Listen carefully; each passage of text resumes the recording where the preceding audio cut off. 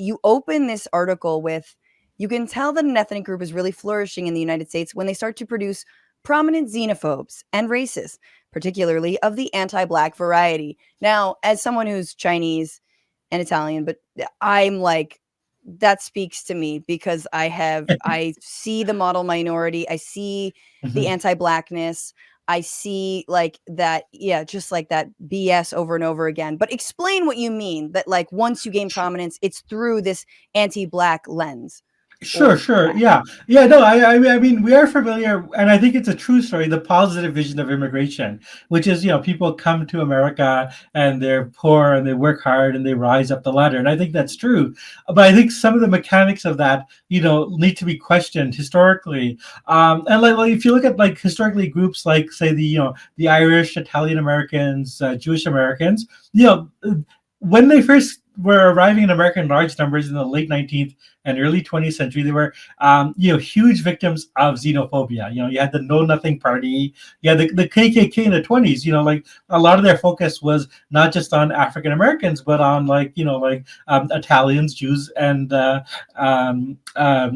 Irish. And mm-hmm. but now you look at America in 2024, and it's not to say that all these people have become racist, but among the most prominent voices of Trumpism are Steve Bannon, Irish descent, Rudy Giuliani, Italian American, Stephen Miller, Jewish, and it's partially because those groups, once they became accepted as white, accepted as part of the American mainstream, then they could flip the script and they could say oh, we get to be the nativists now, we, Right. or, Pat Buchanan is a great example, right? Like German and Irish descent, and his ancestors would have been attacked by the Klan, but now he's like the biggest xenophobe around. So Right. I think that Are that you saying pattern. that whiteness is a construct? I kind of feel Yeah, the whiteness is a construct, and it survives by expanding, letting people in selectively, and you can rise within the ranks of whiteness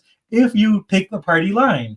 yeah. Yeah, okay. There's this apocryphal story of Malcolm X, where he's at the airport talking to a journalist, and they see some immigrants landing they see a plane coming from Europe, and Malcolm X points to a group of children that are getting off the plane. He said, "Soon they're going to learn their first words as an American, the N word."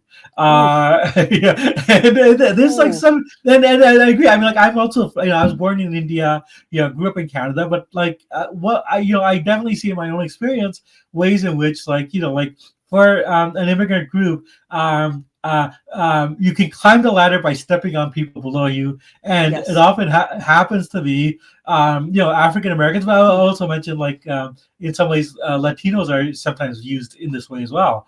Yes. So I think that and I mean, in my article, I kind of point to this use of the model minority by sort of very prominent Republicans who are of South Asian descent. I want to go back because you like talk about Ramaswamy's parents and Nikki Haley's parents, and even some of like Kamala Harris is Indian American. Like her parents, like when did they all immigrate, and how did they immigrate to this country, and who were they when they did immigrate?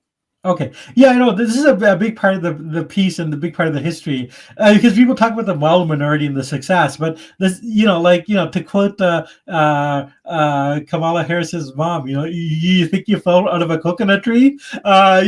People actually, have a history, and the history here is okay.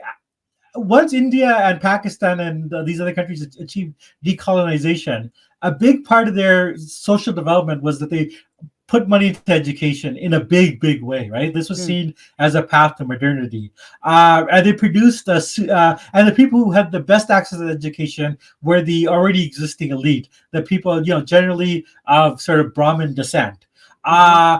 Now, so by the 50s, you were producing a lot of very well educated people in India in the STEM field.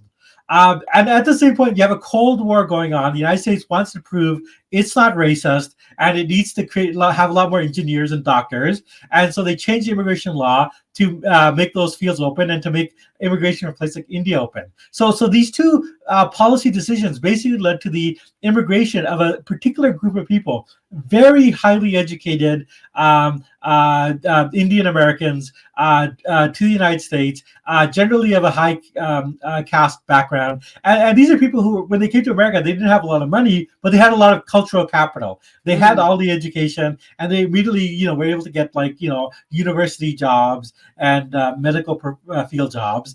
And their children, and this is, Kamala Harris's mom, this is the parents of Ramaswamy, the parents of Haley, they all came as part of that class. Their children grew up in America, as success stories because of these two government policies, or three government policies, allowing Brahmins to become highly educated and to immigrate to America as a professional class. And so now, like Indian Americans, per capita, they have the highest wealth of any group in America, any ethnic group.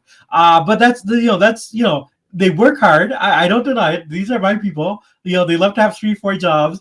But it's not just that they work hard. Like they were kind of selected for success.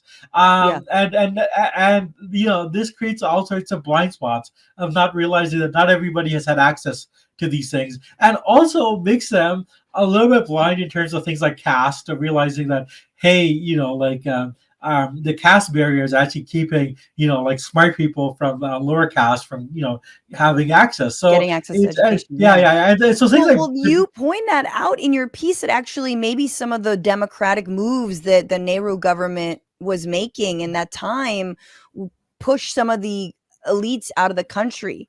Yeah, no, that's exactly right. The one of the things that happened in post-war India is not only higher education, but they also had sort of affirmative action for the Dalits, for the the so-called untouchables, which has been a very successful program, and there has been a social mobility of Dalits, but that has made people from the Brahmin caste very resentful, and feeling like the positions that should have gone to them are going to other people, and that is actually, the BJP, the Modi, Hindu nationalism is not just anti-Muslim; it's also anti-Dalit. It is very hostile to the social mobility of the Dalit class, and one sees these attitudes replicated in the United States. So I think that's actually going to be a big sort of that is already a big divide. And conversely, as the Indian community gets larger, it's become much more diverse. So you actually do get a lot of people from a Dalit background coming to the United States. You get a lot of people from working class backgrounds, like Sikhs who come over to the U.S. and become taxi drivers or truck drivers. And so I think that the sort of, the class of Ramaswamy, Haley, and Kamala Harris, this technocratic class, it's going to increasingly find itself faced with a much more diverse Indian American experience, and I think that's going to fracture things. I think that the sort of the very elite politics that we're seeing, I don't think it's going to last. What's going on, Frantifa? If you haven't already, subscribe to this channel right now. Hit that button. And also, you can become a patron and support the show every single week. Get access to bonus episodes and exclusive merchandise. Patreon.com/Bitchuation Room. Do it.